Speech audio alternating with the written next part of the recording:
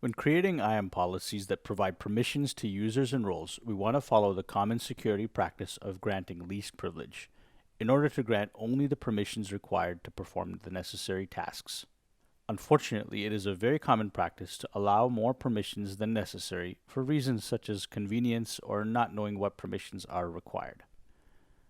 Some of the noteworthy recent cloud data breaches were partly related to users or roles which were compromised, and then the attacker used the overprivileged permissions to ultimately gain access to sensitive data.